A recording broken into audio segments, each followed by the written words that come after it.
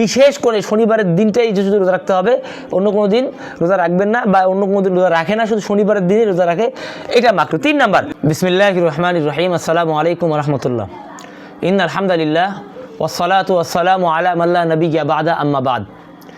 সম্মানিত দিনী ভাইরা, যারা আমাদের ভিডিওগুলো দেখে থাকেন সবাইকে শুভেচ্ছা এবং মোবারকবাদ, এবং সকলের কাছে আরজি থাকবে যে আমাদের চ্যানেলটি অবশ্যই সাবস্ক্রাইব করে দিবেন, এবং যদি উপকারী কোনো ভিডিও আপনি পেয়ে থাকেন তাহলে অবশ্যই মানুষের কাছে দিন প্রচারের লক্ষ্যে শেয়ার করবেন।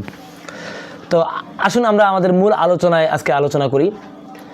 আল্লাহ রাব্বুল আলামিন আমাদেরকে যে সমস্ত ইবাদতের রাস্তা দেখিয়েছেন তার মধ্যে অন্যতম দামি একটি ইবাদতের রাস্তা হচ্ছে রোজা রাখা। আর রোজা এমন একটি ইবাদত যেটি আল্লাহ রাব্বুল আলামিনের কাছে সবথেকে প্রিয় ইবাদতের মধ্যে অন্যতম। তো আসলে আমি আপনাদের সঙ্গে আজকে আলোচনা করব যে রোজা প্রকারভেদ, রোজা কত প্রকার, এই বিষয়ে আসলে অনেকে আলোচনা করে না। মোট রোজা কত প্রকার? তো আসলে রোজা আমরা আমাদের যতটুকু ঘাটাঘাটি করেছি আমরা রোজা পেয়েছি 6 প্রকার। তো 6 প্রকার রোজার মধ্যে 1 নম্বর হলো ফরজ, ওয়াজিব, সুন্নত, মুস্তাহাব, মাকরুহ, হারাম। ফরজ, ওয়াজিব, সুন্নত, মুস্তাহাব, মাকরুহ এবং হারাম, এই মোট 6 প্রকার রোজা আমরা পেয়েছি। তো যাই হোক, প্রত্যেকটি ধাপে ধাপে আপনাদের সঙ্গে আলোচনা করবো ইনশাল্লাহ। তো ফরজ রোজা যেটি একমাত্র শাহরুর রমাদান অর্থাৎ রমজান মাসেই যে রোজাটি পালন করে থাকি আমরা, তো এটাকেই বলা হয় ফরজ রোজা। আর রমজানের বাইরে কিন্তু আমাদের কোনো ফরজ কোনো রোজা নেই। ফরজ রোজার জন্য নির্দিষ্টকরণ একটি মাস রয়েছে, সেই মাসটি হইল রমজান মাস, যেটা আমরা রমজান মাস হিসেবে চিনে থাকি। 2 নম্বর বিষয়টি হইতেছে ওয়াজিব রোজা, অর্থাৎ এ ধরনের রোজা আবার 3 প্রকার।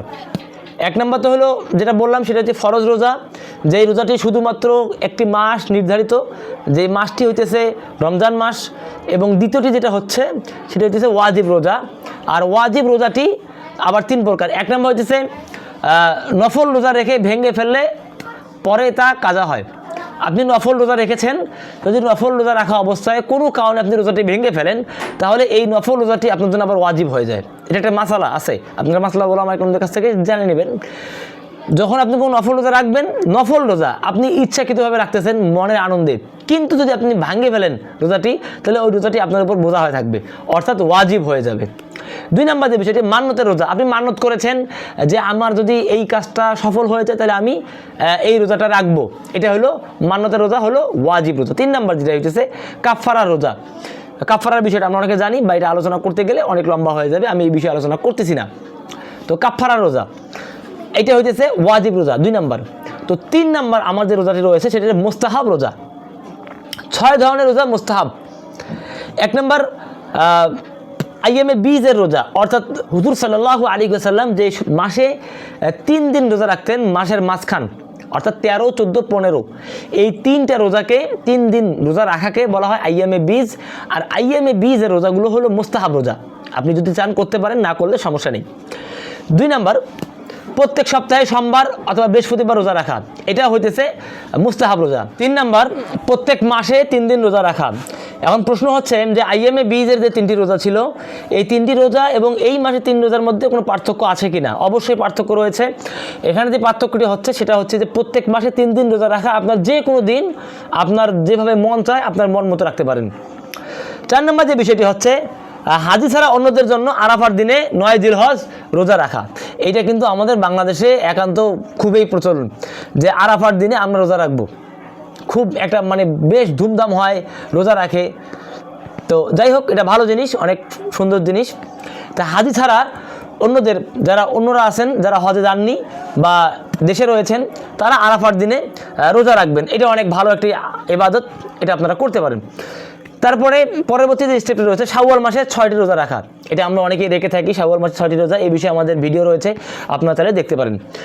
এরপরে যে বিষয় সর্বশেষ 6 নম্বর বিষয়টি হযরত দাউদ আলাইহিস সালামের মতো রোজা রাখা। উল্লেখ্য তিনি প্রত্যেক 1 দিন পর পর রোজা রাখতেন। অনেক মানুষ পৃথিবীতে এখন রয়েছে, দাউদ আলাইহিস সালাম যেভাবে রোজা রাখতেন, 1 দিন পর পর, 1 দিন গ্যাপ রেখে তারপর দিন, 1 দিন গ্যাপ রেখে তারপর দিন রোজা রাখতেন। তো এভাবে রোজা রাখাটা এটা হলো মুস্তাহাব রোজা। এরপরে মাকরুহ রোজা। মাকরু রোজা হইতেছে 3 ধরনের। তাহলে আমরা আবার একটু শুরু থেকে ফেরত আসি, সেটা হচ্ছে 1 নম্বর ফরজ রোজা, একটি মাসের জন্য নির্ধারিত। ওয়াজিব রোজা হলো আমাদের 3 প্রকার এবং মুস্তাহাব রোজা হলো আমাদের 6 প্রকার। এরপর আসলাম মাকরু রোজা। মাকরু রোজা হলো 3 ধরনের। 1 নম্বর লাগাতার রোজা রাখা, অর্থাৎ সূর্যাস্তের পর ইফতার না করে যাতে পরের দিনের পর্যন্ত পূর্ব দিনের সাথে মিলে যায়, এভাবে একটা লাগাতার আপনি কোনো ইফতারের পরোয়া করতেছেন না, সাহরির পরোয়া করতেছেন না, আপনি লাগাতার রোজা রাখতেছেন যে ইফতার না করা যাতে পরের দিনের রোজা পূর্ব দিনের সঙ্গে মিলে যায়। আপনি ইফতার করলেন না যাতে আগামী দিনের রোজাটি আজকের রোজার সঙ্গে অ্যাডজাস্ট হয়ে যায়, এটা হইল মাকরু।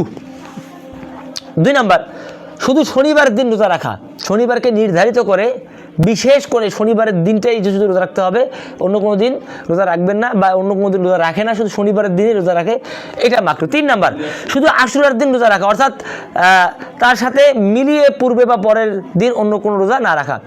আশুরার দিনের যে রোজাটি রয়েছে, অর্থাৎ মুহররম মাসের 10 তারিখের রোজাটি, এই রোজাটির সঙ্গে অবশ্যই একদিন আগে বা একদিন পরে মিলিয়ে আপনি 2টি বা 3টি রোজা রাখতে পারেন, তবে একটি রোজা রাখলে এটা হলো মাকরু রোজা।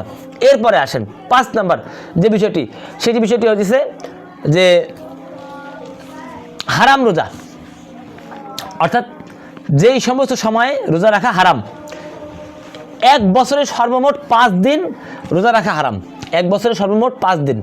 1 নম্বর দিন হচ্ছে ঈদুল ফিতরের দিন, অর্থাৎ রমজানের শেষে যে ঈদের নামাজ হয় এই ঈদের দিন। 2 নম্বর হইতেছে ঈদুল আজহার দিন, অর্থাৎ কোরবানির ঈদের দিন। 3 নম্বর ঈদুল আজহার পরের 3 দিন, অর্থাৎ 11, 12, 13, এই মোট 5 দিন রোজা রাখা হারাম। তো মোটামুটি আমরা রোজা সম্পর্কে একটি বিস্তারিত আলোচনা পেয়েছি। রোজা কত প্রকার, রোজার প্রকারভেদ কতগুলো রয়েছে এবং প্রত্যেকটির শাখা আবার কতগুলো। তো আল্লাহ রাব্বুল আলামিন আমাদেরকে এটা বুঝার তৌফিক দান করুক। এখান থেকে অনেক কিছু শিক্ষণীয় রয়েছে, আল্লাহ আমাদের সবাইকে এখান থেকে শিক্ষা নেওয়ার তৌফিক দান করুক। আসসালামু আলাইকুম রহমতুল্লাহি ওয়া বারাকাতুহু।